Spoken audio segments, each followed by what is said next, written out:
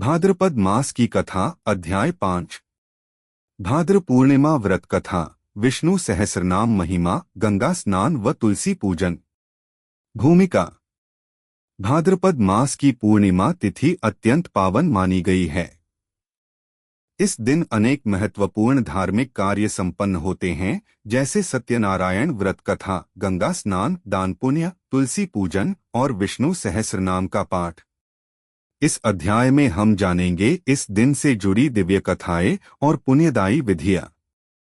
भाद्र पूर्णिमा व्रत कथा। महत्व। भाद्रपद शुक्ल पूर्णिमा को भगवान विष्णु की पूजा, सत्यनारायण व्रत, गंगा स्नान और दान का विशेष महत्व है।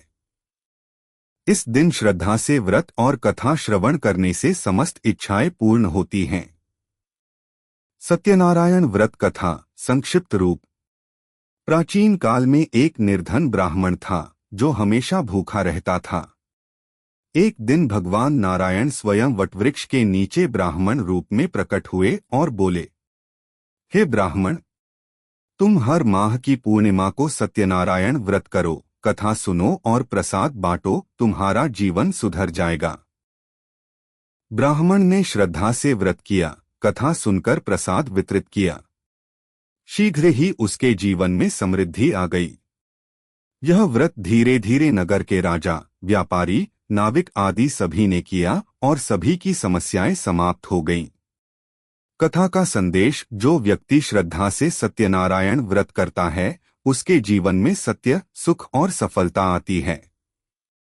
विष्णु सहस्रनाम का महात्म्य। भगवान विष्णु का दिव्य नाम जाप। विष्णु सहस्रनाम का पाठ करने से हजारों पापों का नाश होता है। विशेष रूप से भाद्र मास में इसका पाठ करने से रोग, दोष और कष्ट दूर होते हैं। मन को शांति, बुद्धि को स्थिरता और आत्मा को पवित्रता मिलती है। ग्रह दोषों से मुक्ति मिलती है। एक पौराणिक प्रसंग। भीष्म पितामह ने मृत्युशैया पर युधिष्ठिर को उपदेश दिया था, हे धर्मराज, विष्णु सहस्रनाम का पाठ सभी युगों में श्रेष्ठ है। यह कलियुग में भी मोक्षदायक है। व्रत का सरल नियम। प्रातः स्नान कर दीपक जलाएं। भगवान विष्णु के चित्र के सामने बैठें। नमो भगवते वासुदेवाय से आरंभ करें। सहस्रनाम का उच्चारण कर पुष्प या अक्षत चढ़ाएं। गंगा स्नान व महापुण्य। भाद्र पूर्णिमा पर गंगा स्नान। इस दिन गंगा, यमुना, सरस्वती, गोदावरी, नर्मदा, क्षिप्रा आदि पवित्र नदियों में स्नान करने से समस्त पापों का क्षय होता है। गंगा स्नान के लाभ। पूर्व जन्मों के पाप भी नष्ट होते हैं। रोग और दुहक समाप्त होते हैं। मानसिक और आध्यात्मिक शुद्धि मिलती है। जल में दीपदान करने से पितृ भी तृप्त होते हैं। कथा प्रसंग। राजा दिलीप ने जब गंगा में स्नान कर दीपदान किया तो उन्हें पुत्र रत्न की प्राप्ति हुई। तुलसी पूजन का विशेष महत्व। तुलसी श्रीहरि की प्रिय। भाद्र मास में तुलसी पूजन विशेष पुण्यदायक होता है। यह देवी लक्ष्मी का स्वरूप है और भगवान विष्णु की सेवा में सदा तत्पर रहती है।